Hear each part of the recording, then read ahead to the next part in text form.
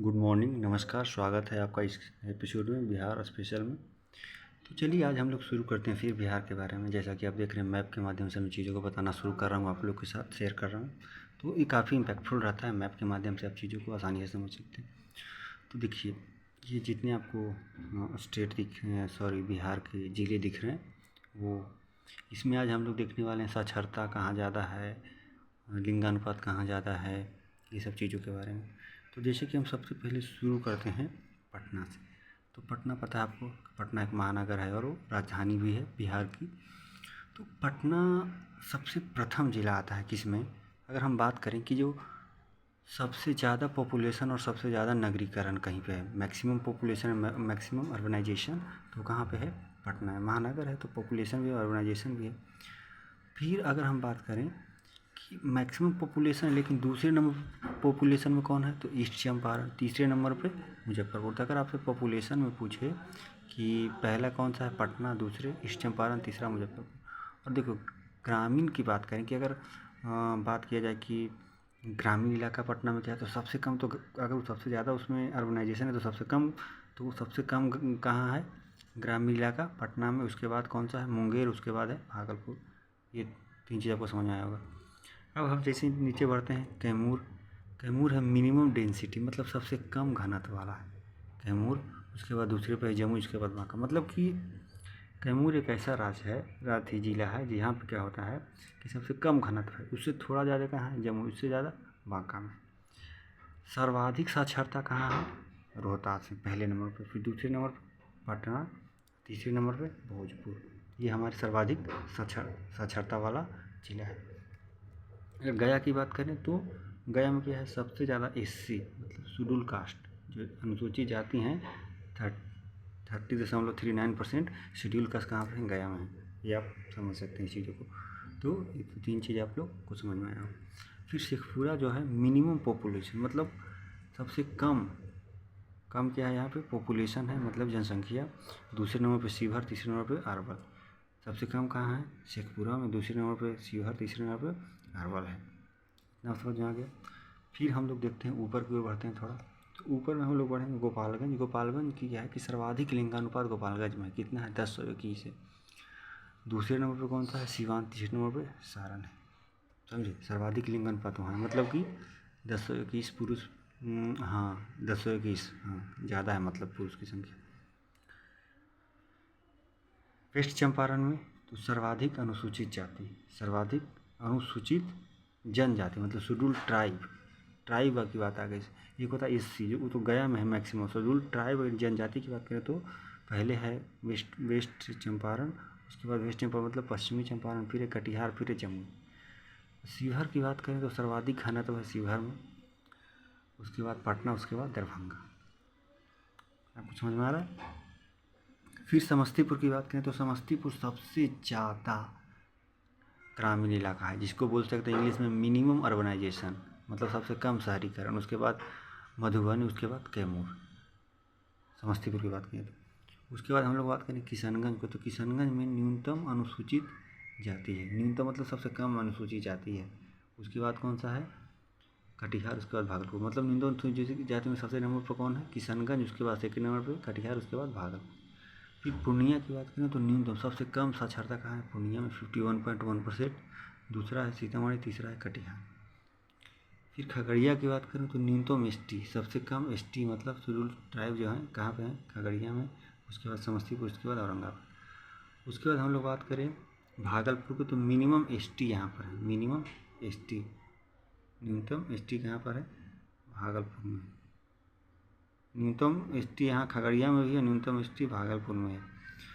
और भागलपुर की बात करें, वो जो हम लोग बात कर रहे थे कि न्यूनतम एसटी है जो कहाँ पे है? खगड़िया में है। उसके बाद समस्तीपुर, उसके बाद औरंगाबाद। भागलपुर ऐसा कोई गलत इन्फॉर्मेशन था। फिर मुंगेर की बात करें तो मुंगेर फर्स्ट नंबर पे, फिर भागलपुर, खगड़िया। मिनिमम लिंग अनुपात में, सबसे कम लिंग अनुपात में। सबसे ज़्यादा लिंग अनुपात कहाँ था? गोपालगंज। यहाँ गोपालगंज में। और यहाँ पे मुंगेर जो है आपका, कहाँ गया मुंगेर? मुंगेर भैया इधर है। मुंगेर जी कहाँ? यहाँ मुंगेर, यहाँ पे मुंगेर सबसे कम लिंग अनुपात में। तो ये बेसिक चीज़ें थी, हम लोग समझ के जनसंख्या घनत्व कहाँ था, साक्षरता कहाँ था, इन सब चीज़ों को हम लोग समझ चुके हैं। देखेंगे थोड़ा सा खनिज के बारे में कि बिहार में खनिज कहाँ पे सबसे ज़्यादा है, सबसे कम कहाँ पे। तो खनिज की बात करें तो एक शब्द है सोरा। सोरा कहाँ कहाँ है पता है आपको? सोरा हम देखेंगे यहाँ सबसे पहले, यहाँ पे सोरा पूर्वी चंपारण में है। ये तो पश्चिमी चंपारण, इसके बाद ये पूर्वी चंपारण में सोरा है। उसके बाद मुजफ्फरपुर में है सोरा, पूर्वी चंपारण, मुजफ्फरपुर। उसके बाद है समस्तीपुर, कहाँ पे है उसके बाद है समस्तीपुर। उसके बाद है बेगूसराय। उसके बाद है, हाँ 4 जिला है। कौन कौन? बेगूसराय, समस्तीपुर, मुजफ्फरपुर, पश्चिम पूर्वी चंपारण। समस्तीपुर, बेगूसराय, मुजफ्फरपुर, पूर्वी चंपारण, ये 4 जिला है जो क्या है, हम बोल सकते हैं कि सोरा पाया जाता है। उसके बाद चीनी मिट्टी कहाँ पाया जाएगा? तो चीनी मिट्टी पाया जाता है भागलपुर और बांका में चीनी मिट्टी पाया जाता है। अब बांका में जो पाया जाता है गैलन। बांका में गैलन के साथ साथ चीनी मिट्टी, और भागलपुर में क्या पाया जाता है? चीनी मिट्टी यहाँ भी पाया जाता है, बांका में भी, और गैलन भी। अब भागलपुर में पाया जाता है चीनी मिट्टी। उसके बाद मुंगेर में पाया जाता है बॉक्साइट और चीनी मिट्टी। मुंगेर में क्या पाया जाता है? बॉक्साइट और चीनी मिट्टी यहाँ पाया जाता है, बॉक्साइट और चीनी मिट्टी। सोना पाया जाता है अपना जमुई में, गोल्ड कहाँ? जमुई में। अभ्रक नवादा में क्या? अभ्रक, नवादा में अभ्रक। गया में भी अभ्रक पाया जाता है, और यूरेनियम पाया जाता है गया में यूरेनियम और अभ्रक पाया जाता है। फिर कोयला औरंगाबाद, कोयल औरंगाबाद में। फिर चूना पत्थर रोहतास में क्या? चूना पत्थर पाया जाता है, रोहतास में चूना पत्थर। और रोहतास में चूना पत्थरों के साथ साथ पाइराइट भी पाया जाता है, पाइराइट। तो ये सारे हम लोग देख लिए खनिज। और जो सोरा जो था बताया, वो नोनिया जाति जो होते हैं, नोनिया जनजाति सोरा निकालने का काम करते हैं। ये खनिज के बारे में हम लोग देख लिए। उद्योग कहाँ कहाँ है बिहार में? तो इसके कागज़ का कारखाना अगर हमको देखना है तो समस्तीपुर, कहाँ गया समस्तीपुर और दरभंगा, यहाँ पे कहाँ है हम लोग का कागज़ का कारखाना है। दोनों में कागज़ का कारखाना है, समस्तीपुर और वहाँ पे। फिर देखें थर्मल पावर प्लांट कहाँ है? समस्तीपुर में है, थर्मल पावर प्लांट समस्तीपुर में। थर्मल पावर प्लांट 1962 ईस्वी में बरौनी। फिर लखीसराय में सिंदूर का काम होता है, उद्योग लगा हुआ है। लखीसराय जो कहाँ गया? इधर खगड़िया, समस्तीपुर, बेगूसराय, लखीसराय, यहाँ पे किसका होता है? सिंदूर का कार्य होता है, सिंदूर वाला कार्य होता है। फिर पटना में जो मोकामा है, यहाँ पे होता है पटाखा का काम, पटाखा मोकामा में, ठीक। उसके बाद जो औरंगाबाद है, औरंगाबाद में खानन वाला काम होता है, खानन उद्योग है। फिर रोहतास में है सीमेंट का कारखाना, रोहतास में किसका है? सीमेंट कारखाना है रोहतास में, समझे। और बंदूक का कारखाना और सिगरेट का कारखाना कहाँ हो सकता है? तो यह मुंगेर, बंदूक और सिगरेट का कारखाना, समझे। और हम लोग बात कर लें, थोड़ा सा देख लें बेसिक चीज़। तो जैसे कि जो हमारा ये बक्सर है, वहाँ पे एक शब्द है कपिलंश धातु। बक्सर में क्या है? कपिलंश धातु पाया जाता है, बक्सर में कपिलंश धातु, कपिलंश धातु पाया जाता है। अब प्लाई का कारखाना कहाँ पे है? वैशाली में, प्लाई का कारखाना है, ठीक। तो ये सारे जितने भी कारखाने हैं उसको हम लोग देख लिए। और दवा बनाने का कारखाना हाजीपुर में है बिहार में, ठीक। कल्याणपुरी सीमेंट कारखाना बंजारी में है। बैगन प्लांट मुजफ्फरपुर में, मोकामा में है। बरौनी का तेल शोधक कारखाना रूस के सहयोग से तीसरी पंचवर्षीय योजना में बना था। ये सब चीज़ें हैं बिहार में। रेलवे इंजन का रिपेयर होता है जमालपुर में, बिहार में, समझे। बिहार का सबसे पुराना उद्योग था चीनी उद्योग। इसके प्रथम मिल की स्थापना 1905 में महरौर में हुई थी। भागलपुर आपको दिख रहा है, तो भागलपुर में क्या क्या पता है?